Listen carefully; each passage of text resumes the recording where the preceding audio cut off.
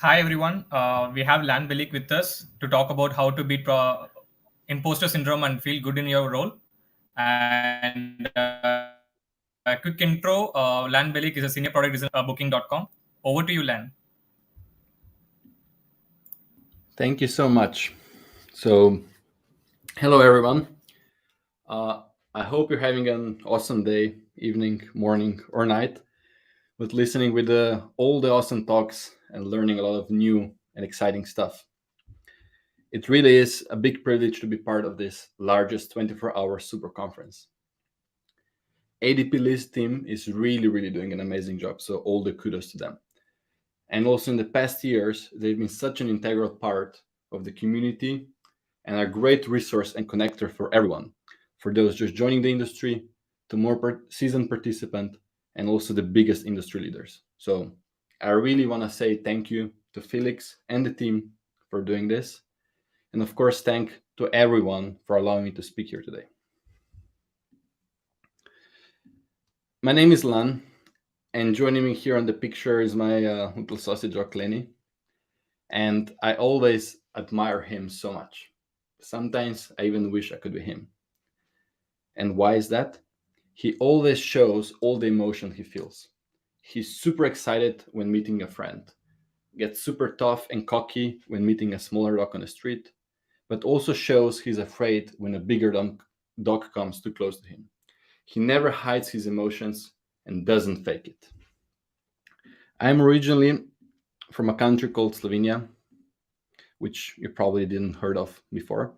It's located in Europe, more specifically between Austria, Italy, and Croatia. It's that tiny country in the shape of the chicken.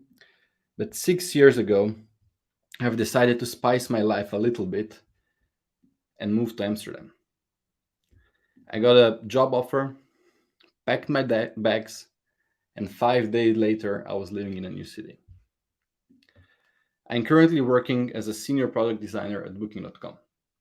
And if you aren't familiar with Booking, it is the number one online travel platform in the world. It's being used by millions of people and very available in over 44 languages. And you can book with us in 220 countries.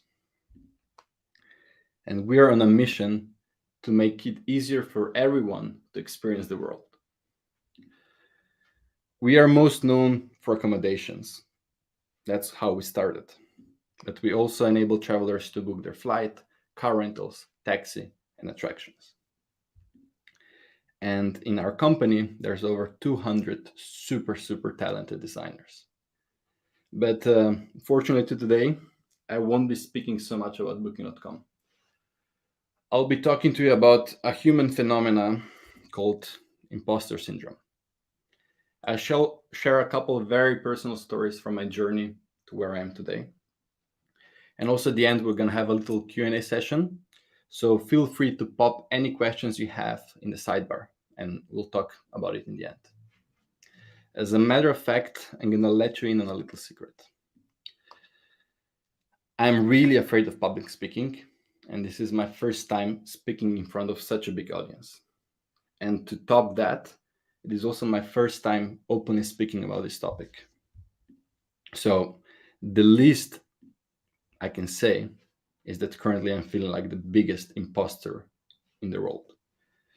And it feels even scarier talking about this because I'm not a neuroscientist and also not a psychologist. So I'll try to explain this phenomenon through my experience. So I actually didn't study design. So everything that I know, I learned through work, by watching videos, and most importantly, by failing. And I constantly live with a fear that I'm not good enough. That and this is something that didn't came to me just in design. Not many people that are currently close to me really know this about me. But before being a product designer, I used to be a DJ.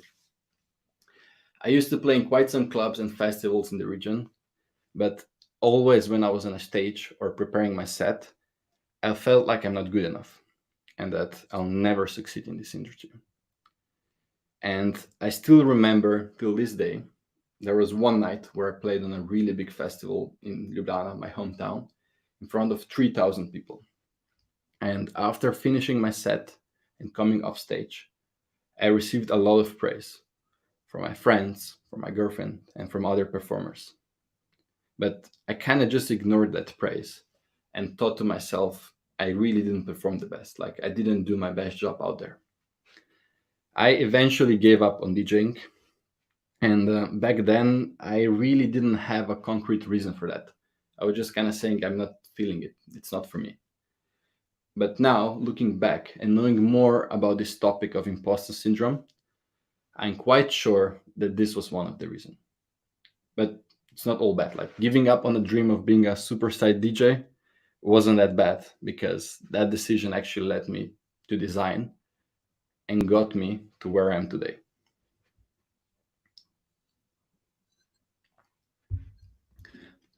I actually started my design career by doing flyers and posters. And with this, I felt really, really good. I actually felt a lot better than the work I was doing. Like, I thought I'm superstar. The work was kind of average. And after doing flyers, I also started doing web design in one of the agencies in Slovenia. And life was good. Like, I felt good in a role. I thought I was doing awesome work, even though it was mediocre, but still, like, I felt really, really good. Until I got this email. It was opportunity of a lifetime. I got accepted for design internship in one of the best agencies in the world, Media Monks. They're situated in Netherlands. And at this moment, a little friend came back to my head. And this little devil started whispering to me and impose a lot of self-doubt. And he told me things like, you don't know what you're doing, and that everyone will find out that you're a fraud. And also that others are a lot more talented than I am.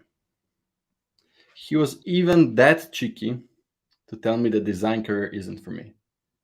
And that, yeah, I should just give up and don't do this anymore. So, yeah, it was hard. But I kind of squished these feelings down and put a mask on. And I kind of tried to fake it through my career journey. Like, even though I had a lot of self-doubt, I was just putting this mask on, going every day to work and trying to feel good. But these feelings came back again. It was when I got this email. It was job offer from booking.com. It was my lifelong dream to work there.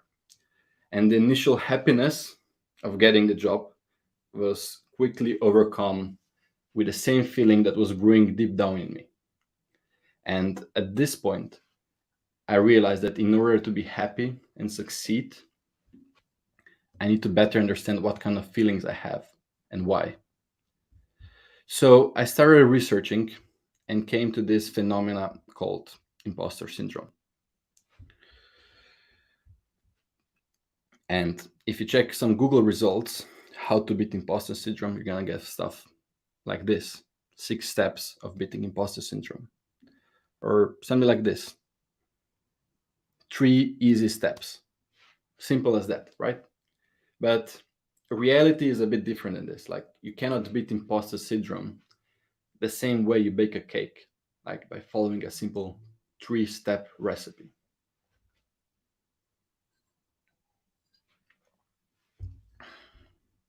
Also, I'm gonna tell you now straightforward. It's not easy. It's really not easy, but it can be done.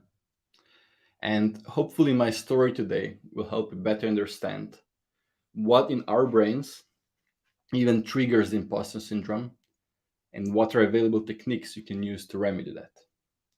For me, one of the first realizations that really put things into place for me was this number: 70%. Doesn't mean yet much to you, but there's currently 70% of people in the world who at one point in their life thought they're not good enough for the task they have, and are feeling exactly the same how I am feeling right now here. So before continuing, I want to share with you another small confession. because while talking and being really smart about beating the imposter syndrome right now, I actually followed the imposter syndrome cycle to the T when creating this talk. So let me explain what imposter syndrome cycle even is, because this will for sure put some perspective for you. So I had a very simple task in front of me. Create a talk about imposter syndrome. Like, it can't be that hard, right? Like, it's very simple one, like create a presentation and talk. So that's it. But immediately when I sat behind the computer to start working on this topic, I was hit with a big slap of anxiety and self-doubt. I really started doubting if I should even go with this, or would it be easier for me to just message organizers and tell them that I changed my mind. Somehow I stuck with it and decided to fight it. I went forward. But immediately, bam, another slap, another obstacle. I actually had over 3 months to prepare this talk, so there was more than enough time. But every time I decided to work on it, I started procrastinating. Instead of researching this topic and putting together a presentation, I was watching YouTube videos of pandas. But this day was closing really fast, so there was 2 weeks till this day, and another step in the cycle came in. It's called over preparation. So I started watching numerous talks on this topic, reading a lot of articles, going into books, taking so much notes. In the end, nothing even made sense to me anymore. Like, it was just a big blurb. But I did it. I prepared a presentation. I'm here talking to you now and giving this talk. And it is really scary to me.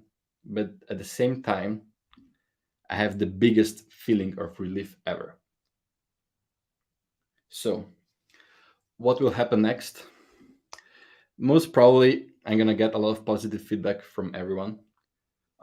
I hope I'm not being too optimistic about that. But what does then imposter do with this feedback? They normally discount it.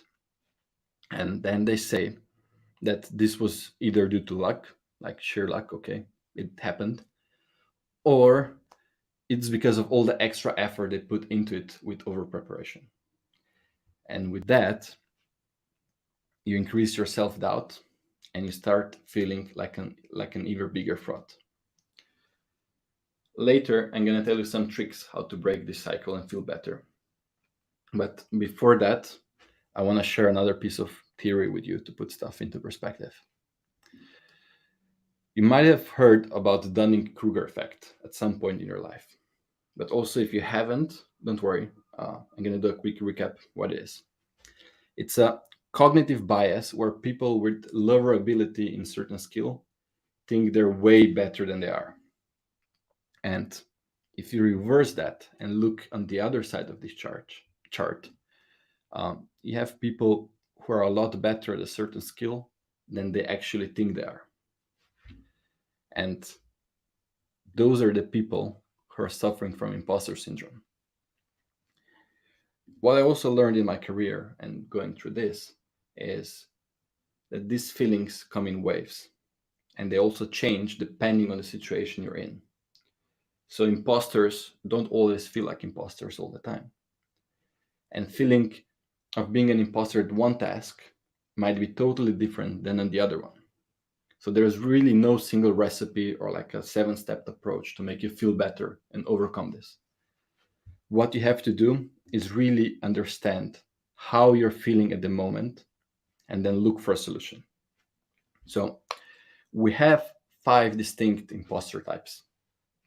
And everybody is most probably a mix of different types. You're not always just one, but one is always the dominant one. We'll go through all 5 of them so you can learn what they even are, how to identify which one you are, and what strategies you can use with each of the types. So, first one on the stage is perfectionist. For them, the primary focus is always on the how. This type of imposter sets very, very high goals that are almost never achievable. For the perfectionist, score 99 out of 100 isn't good enough. They will also hang on every piece of critique they receive. Sometimes they can also be classified as control freaks, even though that's different. And even when the success was achieved, they don't really feel satisfied. So, how do you identify if you're a perfectionist? You have to ask yourself this question: do others say that you're a micromanager? Are you bad at delegating tasks? Do you feel like the only acceptable outcome is 100%? And do you often say to yourself, if I want something done the right way, I'll just do it myself? So if you answered any of those questions with yes, please raise your hand. Oh, sorry. I forgot I can't see your hand. So can you click on the raise hand emoji? So I can see at least that. Thanks. So there are three main strategies of how to overcome the feeling like a perfectionist. Number one is own and celebrate your own achievements. Then embrace and realize that mistakes are part of the process. Nothing is perfect. And last, let go of perfectionism. It's not real. It's a myth. It doesn't exist.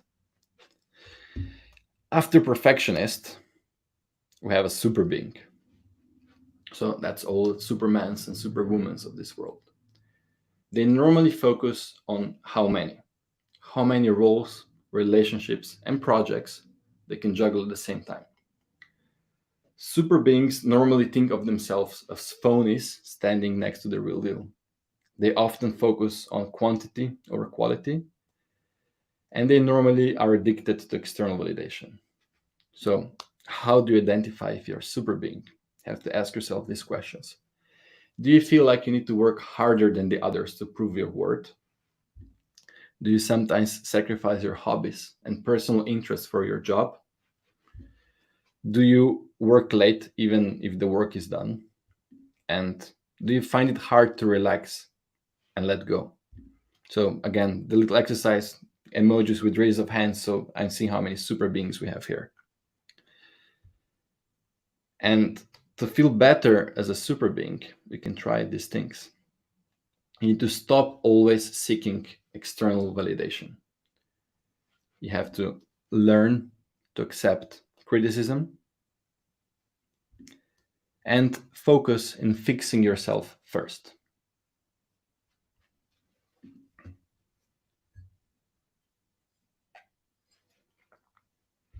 And then, next ones on the go are all the natural geniuses of this world. They're very inclined to spotlight how and when. They normally think that everything should be handled with ease and speed. If it's not, they think they're not talented enough. If the outcome isn't perfect on the first try, a natural genius will most likely just toss it aside of favor of the next thing. Don't bother with it. And when it comes to design is all about constant learning, failing, and iterating. And if you're a natural genius, this process of learning, failing, and iterating, it's really hard for you to accept because you don't function that way. And to identify if you're a natural genius, ask yourself, when you were a child, did you often get recognized as a straight A student or a golden child? Does having a mentor or asking for help make you really uncomfortable and you normally don't want to do it? Do you normally avoid things you don't know how to do and just stick with what you're best at? Again, the high fives to see how many natural geniuses we have here in the talk. Nice. I'm seeing some. But to remedy that and feel better as a natural genius, you can try these things. Instead of seeing yourself as a final perfect product, you have to change perception and see yourself as work in progress. You have to embrace a lifelong learning and start breaking tasks into smaller chunks. We're almost there. We have 2 more to go. So more than halfway through the types.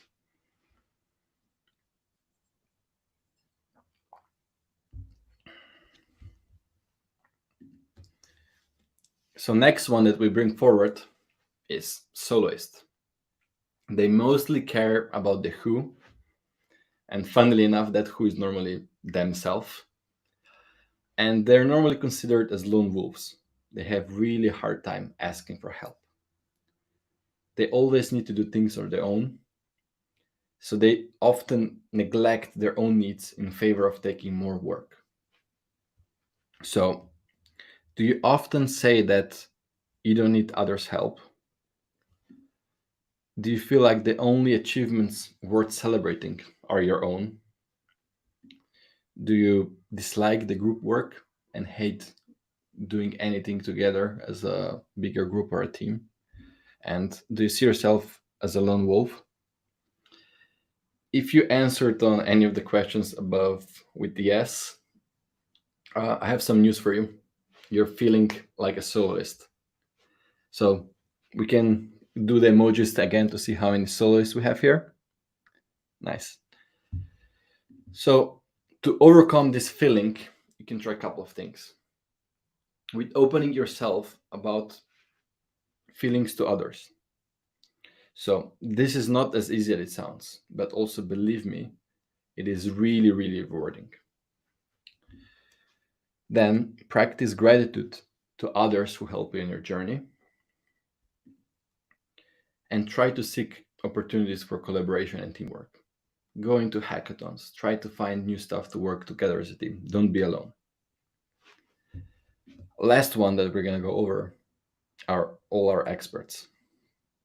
Their main focus is on what and how much one can do or know.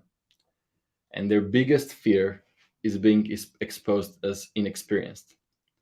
They're like a very knowledgeable version of a perfectionist. And to find out if you're an expert, ask yourself this. Are you constantly looking for new trainings and skills to obtain? Do you refuse praise when someone calls you an expert?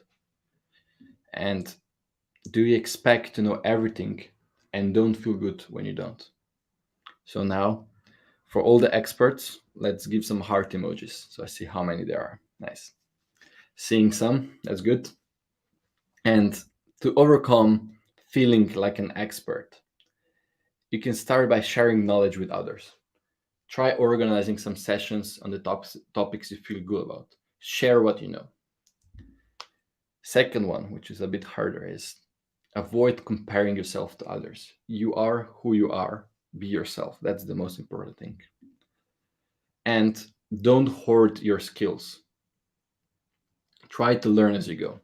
You don't have to think that you know everything in advance. So we covered all our 5 imposter types. Now let's go a little deeper into our minds and try to break some of the barriers. When I'm feeling like an imposter, I keep thinking that my knowledge is much smaller than the knowledge of others. And this is the exact picture I have in my head, even with exact colors, because blue is my favorite. And this is what keeps me from achieving my goals or feeling good in my role.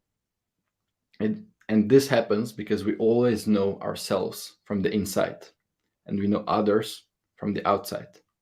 And this is exactly the same for every human being out there. It's also something we have to embrace and just understand. A person in front of you or next to you will probably have exactly the same picture like this in their mind, just from their perspective. But this picture is not how it really is. In reality, it looks something like this. The difference is a lot smaller and the overlap is also smaller. And realizing this and taking this for granted is one of the biggest steps towards feeling better. So you have to start breaking these silences of your perception and start to open up. For me, letting go of all of these my insecurities was one of the biggest wins. It wasn't easy, but it's so rewarding. And being honest with others and really open with them, and most importantly, being honest with myself really dropped all the weight off my shoulders. And to get there, to this feeling, there are a couple of general tactics that you can try. This is not a step-by-step approach. This is not all will work for you. These are just the ones that kind of work for me. So apply what will work in your situation. First one, it's a very simple one. You know that devil from before? Bring a superhero in your mind to fight with those evil thoughts from the devil. Like, let this superhero be the voice of your reason. Let him fight your battles. Have good and bad cop in your mind, not just the bad one. Second one, change your perception. Don't think as you always have to prove yourself in everything you do. No one, but really no one, is judging you in your life. Take every experience there is in front of you as a learning opportunity. Don't be afraid to fail. You will learn something out of it. And then this one is the hardest, even though it sounds the simplest. And it's especially hard if you're introverted as me. But this one is also the one that is most rewarding. Open up about your insecurities. Talk about them. Be true who you are. For me, I chose quite a big stage today to talk about this. So for you, if you want to open up, you can choose a lot smaller audience. Believe me, it's a lot less scary than doing this. But what you have to understand is that no one in this world is invincible. But by letting go out your feelings, it will make you feel a lot better.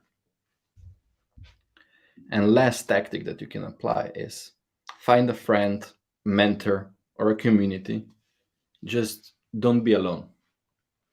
Because only by sharing, you will be able to see that your initial perception is skewed. That thinking that your skills and abilities are less than others is not true. Reality is that everybody is skilled in something, and that everybody might be feeling the same as you. So, after all of this, going back to the title of my talk, how to beat imposter syndrome and feel good in your role. Kind of to beat isn't really a good word for this, because it's not something that you do once and then you're finished. It's not like a final boss in a video game. You beat it and then it's done, you're a new person. This is more about embracing the syndrome, using it to your advantage. Don't be afraid of it. Live with it. But to do that, you have to do some research.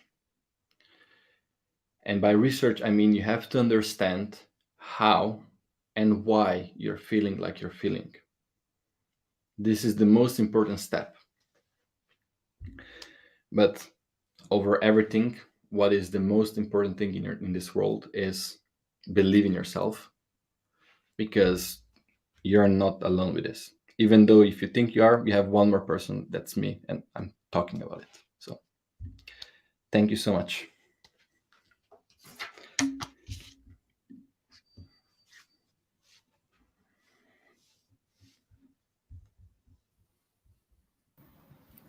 Uh, Thank you so much, Lan. That was a much needed content at the right time. Like you can see, like people are switching careers like after this pandemic shift, and people are like expecting like where they stand and how to accept the thing what they are doing. So this is like much more helpful for everyone, I believe. Most of the questions like you would have already like you had already answered in your slides, but we do have certain questions. I'll bring it to the stage. You can answer. Awesome. So Daniel asked, early in your career, how did you navigate the feeling of not knowing enough but still needing to take that next step? Like, this was really hard. I was faking it. Like, I wasn't true who I am. I kind of projected myself as know everything and being perfect, while inside I was burning, like it was hard. So what really helped me, like, it was hard, and what helped me is to realize that and be open up, and then things start to come a lot easier, because you are more true to yourself and you open up. So I hope that answered it. And we have one more question. Oh, well, I anticipated this one. So Richu, he asked how to advise or tell a person if they have an imposter syndrome. So it's hard and it's easy. It's hard because people, that perception of what you know about yourself and what you think other people know. So it's hard to really understand what goes in other people's minds. But there are some simple steps. So same as identifying which kind of imposter type you are, you can try seeing if other person checks some of those boxes, and then really being open and start talking to them. Be honest, try to share first your feelings and see how they react, because this is a really really hard step of opening up. But once someone does, everybody, that barrier of the perception of those two circles starts to break, and everybody then kind of sees that they're not in this alone.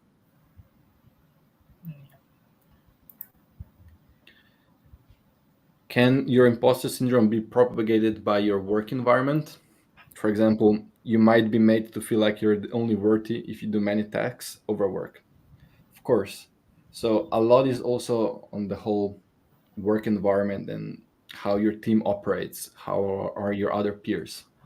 But here it's really important to try not to go with the flow, but really try to understand what are your limitations and stand behind them. Because overworking or like doing extra hours for the sake of doing extra hours to be visible as working person doesn't go long term. Like, you're gonna burn out, you're not gonna feel good, you're not gonna have your personal life. And to be successful in your career, you need both.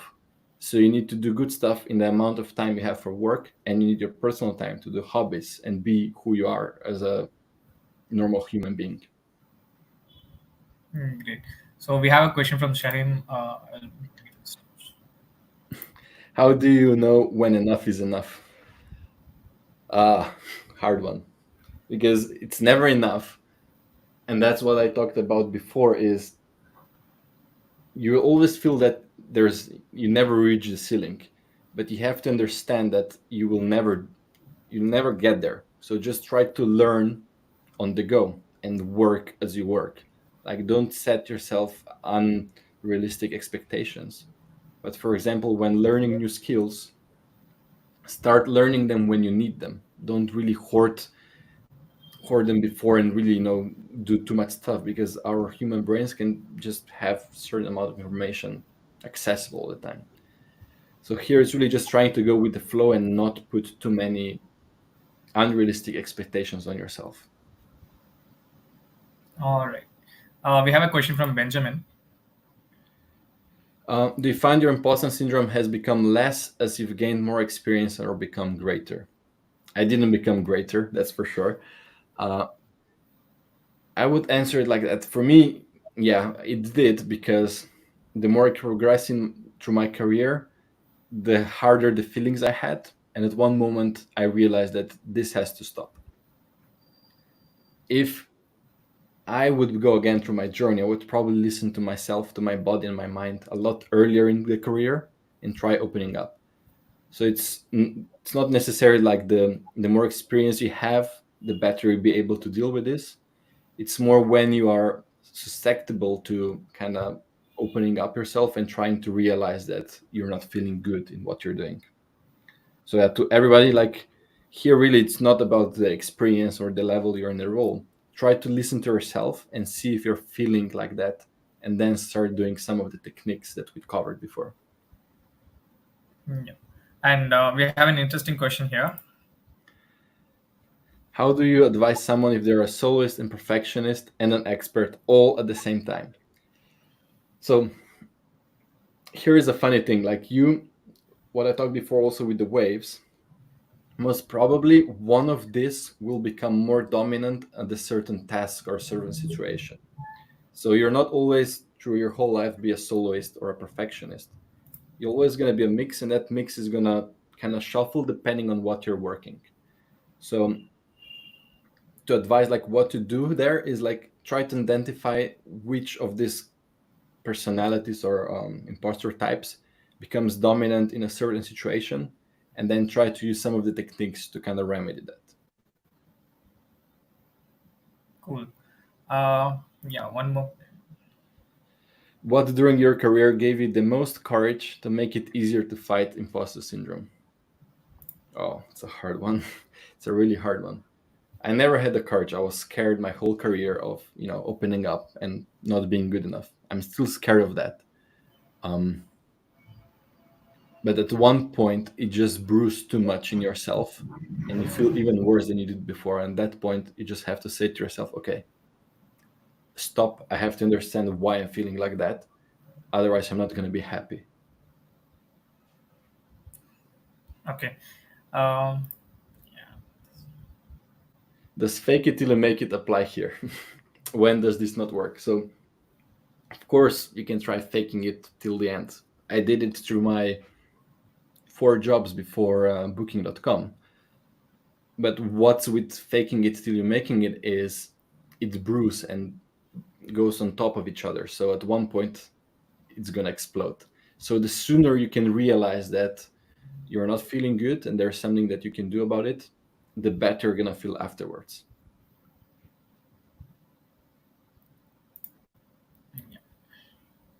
How to avoid imposter syndrome while going through inspiration for own projects. Oh, this one's really hard one because I had very similar thought when working on my personal website. And it's also probably the hardest because you yourself are the harshest critic. What really helps here is breaking stuff into smaller chunks and making some milestones for you and be happy with it. Like once you're finished with something that you kind of decide to do, I don't know, I want to make my own logo. You decide I'm going to spend 1 month, and even if it's not perfect, finish and be happy with it and then move on another thing. Like don't brew in your own inspiration too long because otherwise you're going to be in the endless loop.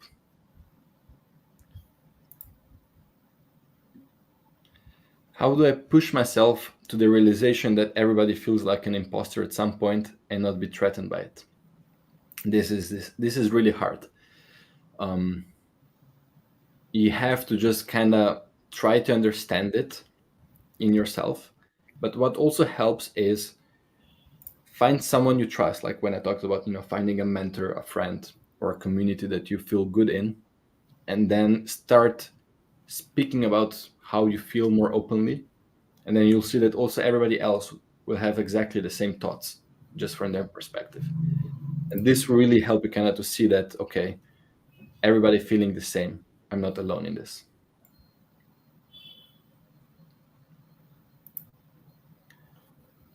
Oh, if you had a chance to go back to the younger self, what would you say to him?